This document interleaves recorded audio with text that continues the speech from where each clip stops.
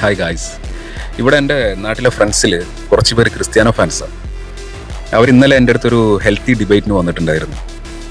അപ്പം എനിക്കറിയാവുന്ന മെസ്സിയെക്കുറിച്ച് അറിയാവുന്ന ഫുട്ബോളിലെ എല്ലാ കാര്യങ്ങളും, ഡ്രിബിളിൻ്റെ കാര്യങ്ങളായാലും ഗോൾ അടിക്കുന്ന കാര്യങ്ങളായാലും അസിസ്റ്റ് ചെയ്യുന്ന കാര്യങ്ങളും പ്ലേ മേക്കിങ്ങും എല്ലാം പുള്ളി ഓവറോൾ എല്ലാം കളിക്കുന്ന ഒരാളാണ് ആര് മെസ്സി.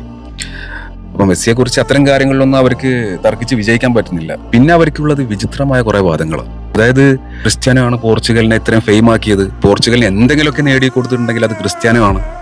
ഞാൻ പറഞ്ഞു ശരി, അതിന് അതുപോലെ എല്ലാ രാജ്യങ്ങളിലും ഉണ്ടാവില്ല. അതായത് കോമ്പറ്റീഷനിൽ ആദ്യമായിട്ട് അവർക്ക് കപ്പ് നേടിക്കൊടുത്തൊരു താരം. അപ്പൊ അവർ കമ്പയർ ചെയ്യേണ്ടത് അങ്ങനെയുള്ള താരങ്ങളുമായിട്ടല്ലേ.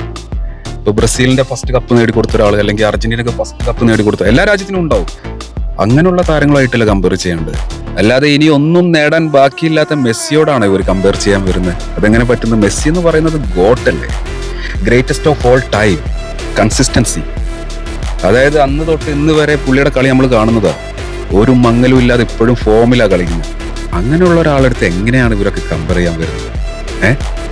നിങ്ങളത് ലോജിക്കലി ചിന്തിച്ചിട്ട് വേണം ഇക്കാര്യങ്ങളൊക്കെ സംസാരിക്കാൻ വരാനായിട്ട്. നിങ്ങൾക്കത് മനസ്സിലാക്കണമെന്നുണ്ടെങ്കിൽ നിങ്ങൾ ഫുട്ബോൾ കുറച്ചുകൂടെ ആഴത്തിൽ പഠിക്കുക. അവസാനം ഇത്തരം കാര്യങ്ങളിൽ എൻ്റെ അടുത്ത് പിടിച്ചു നിൽക്കാൻ പറ്റാണ്ടായപ്പോൾ വേറെയും കുറേ കാരണങ്ങൾ എടുത്തു. അതായത് റൊണാൾഡോ ടാറ്റു അടിച്ചിട്ടില്ല, റൊണാൾഡോ സിക്സ് പാക്ക് ആണ്, ഒത്തിരി ചാരിറ്റി ചെയ്യും, ഏറ്റവും കൂടുതൽ ഫോളോവേഴ്സ് ഉള്ള ആളാണ്, ഭയങ്കര ആറ്റിറ്റ്യൂഡാണ്. എടാ, നിങ്ങൾ ഇഷ്ടപ്പെട്ടോളൂ, നിങ്ങൾ മറ്റാരേക്കാളും ഇഷ്ടപ്പെട്ടോളൂ. മെസ്സി വേറെ ലീഗാണ് ആക്ച്വലി. എനിക്ക് മെസ്സി ഫാൻസിൻ്റെ അടുത്ത് പറയാനുള്ളത്, ഇത്തരം ഡിബേറ്റ്സ് വരുമ്പോൾ നിങ്ങൾ ഇനി അവരുടെ അടുത്ത് തർക്കിക്കാൻ പറ്റരുത്.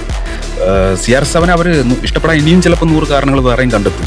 മെസ്സിയെ വെറുക്കാനും 100 കാരണങ്ങൾ അതും വേറെ കണ്ടെത്തും. പക്ഷേ നമ്മളത് വകവെക്കാണ്ടിരിക്കുക എന്നുള്ളതാണ് നമുക്ക് ചെയ്യാൻ പറ്റുന്ന ഏറ്റവും നല്ല കാര്യം. കാരണം മെസ്സി വേറെ ലീഗാണ്.